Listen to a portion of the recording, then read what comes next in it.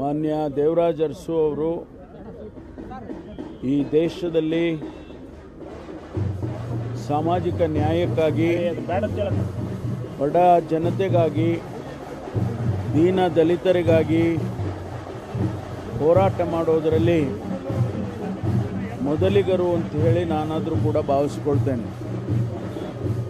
ಸುದೀರ್ಘ ಕಾಲ ಮುಖ್ಯಮಂತ್ರಿಗಳಾಗಿ ಈ ರಾಜ್ಯದಲ್ಲಿ ಅನೇಕ ಐತಿಹಾಸಿಕವಾದಂಥ ಬದಲಾವಣೆಗಳನ್ನು ತರೋದರ ಮೂಲಕ ಆ ಜನರಿಗೆ ಯಾರು ಶೋಷಿತರಿದ್ದರು, ಯಾರು ನಿರ್ಲಕ್ಷ್ಯಕ್ಕೆ ಒಳಗಾಗಿದ್ದರು, ಆ ಜನರಿಗೆ ನ್ಯಾಯವನ್ನು ಒದಗಿಸೋದ್ರಲ್ಲಿ ಅವರು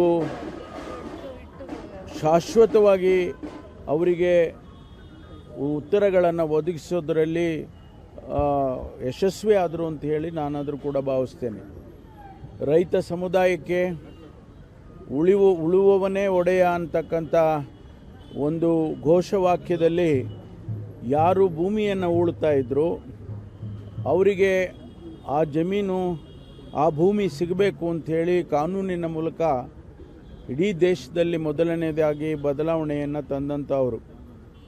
ಅದರ ಜೊತೆಯಲ್ಲಿ ಅನೇಕ ಅಭಿವೃದ್ಧಿ ಕೆಲಸಗಳನ್ನು, ಅದು ಯುವಕರಿಗಿರ್ಬೋದು, ಯಾರು ಶಿಕ್ಷಣ ಕ್ಷೇತ್ರದಲ್ಲಿ ತಾವು ಬದಲಾವಣೆಯನ್ನು ತರೋದಕ್ಕೆ ಪ್ರಯತ್ನ ಮಾಡ್ತಿದ್ದಾರೆ ಅಂಥ ಮಕ್ಕಳಿರ್ಬೋದು, ಆ ಭವಿಷ್ಯದ ಬಗ್ಗೆ ಯೋಚನೆ ಮಾಡಿಕೊಂಡು ಅನೇಕ ವಿಚಾರಗಳನ್ನು, ಅದು ಶಿಕ್ಷಣ ಸಂಸ್ಥೆಗಳಾಗ್ಬೋದು, ಹಾಸ್ಟೆಲ್ಗಳಾಗ್ಬೋದು, ಅಥವಾ ಬೇರೆ ಬೇರೆ ರೀತಿಯಲ್ಲಿ ಅಭಿವೃದ್ಧಿ ಕೆಲಸಗಳನ್ನು ರಾಜ್ಯದಲ್ಲಿ ಮಾಡಿ ಇವತ್ತು ಅಮರರಾಗಿದ್ದಾರೆ ಅಂತ ಹೇಳಿ ನಾನು ಭಾವಿಸ್ಕೊಳ್ತೇನೆ.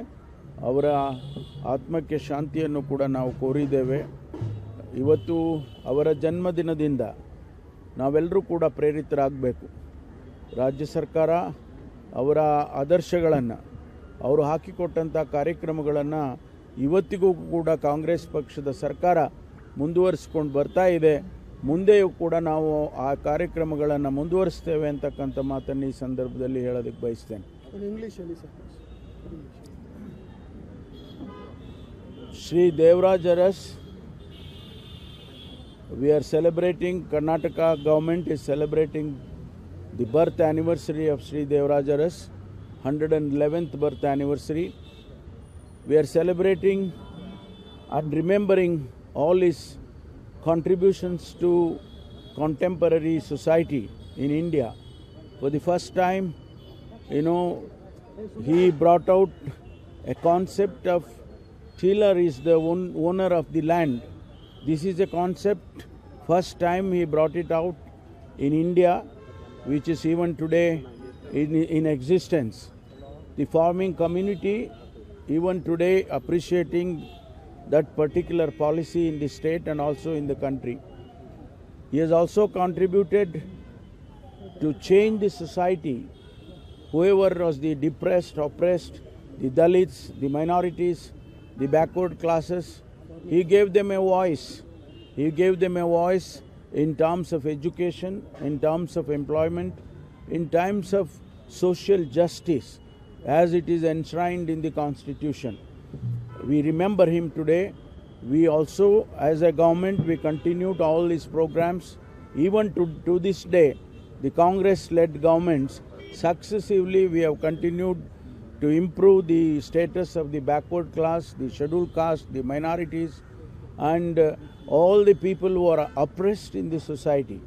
He tried to bring in social justice as per the Constitution, and we continue to do that even today. No session is coming to end, but others are. ಇಲ್ಲ, ನಾವು ಇವತ್ತು ಕೂಡ ಅಪೀಲ್ ಮಾಡ್ತೇವೆ. ಈಗಾಗಲೇ ನಾನು ಸರ್ಕಾರದ ಪರವಾಗಿ ಹೇಳಿಕೆಯನ್ನು ಕೊಟ್ಟಿದ್ದೇನೆ. ವಸ್ತುಸ್ಥಿತಿಯನ್ನು ನಾನು ನನ್ನ ಹೇಳಿಕೆಯ ಮೂಲಕ ಏನು ನಡೆದಿದೆ ಅನ್ನೋದನ್ನು, ಫ್ಯಾಕ್ಚುಯಲ್ಸನ್ನು ಕ್ರೊನಾಲಾಜಿಕಲಿ ಐ ಹ್ಯಾವ್ ಗಿವನ್. ಅದು ಕೂಡ ಅವರಿಗೆ ಸಮಾಧಾನ ಆಗಲಿಲ್ಲ ಅಂತಂದರೆ ನಾವೇನು ಮಾಡೋಕ್ಕಾಗೋದಿಲ್ಲ. ಆದರೆ ನಾನು ಮತ್ತೊಂದು ಬಾರಿ ಅವರಿಗೆ ವಿನಂತಿ ಮಾಡ್ತೇನೆ, ಸದನದಲ್ಲೂ ವಿನಂತಿ ಮಾಡ್ತೇನೆ, ನೀವು ನಿಮ್ಮ ಪ್ರತಿಭಟನೆಯನ್ನು ವಾಪಸ್ ತಗೊಳ್ಳಿ. ಜ್ವಲಂತ ಸಮಸ್ಯೆಗಳು ರಾಜ್ಯದಲ್ಲಿದ್ದಾವೆ. ಬರಗಾಲದ ಛಾಯೆ ನಮ್ಮನ್ನು ಇವತ್ತು ಕಾಡ್ತಾ ಇದೆ. ಅತಿ ತೀವ್ರವಾದಂಥ ಬರಗಾಲ ಇದೆ. ಅದರ ಬಗ್ಗೆ ಚರ್ಚೆ ಮಾಡೋಣ.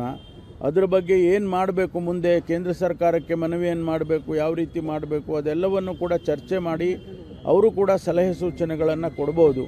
ಹಾಗಾಗಿ ಇವತ್ತು ಆ ಕೆಲಸಗಳನ್ನು ಮಾಡಬೇಕು ವಿನಃ ಆಯಿತು, ನೀವು 3 ದಿವಸ ಪ್ರತಿಭಟನೆ ಮಾಡಿದ್ದೀರಿ, ಈಗ ಅದನ್ನು ಕೈಬಿಟ್ಟು ದಯಮಾಡಿ ಸದನಕ್ಕೆ ಬರಬೇಕು, ಅಧಿವೇಶನವನ್ನು ನಡೆಯೋದಕ್ಕೆ ಅನುವು ಮಾಡಿಕೊಡ್ಬೇಕು ಅಂತೇಳಿ ನಾನು ಅವರಿಗೆ ಮನವಿಯನ್ನು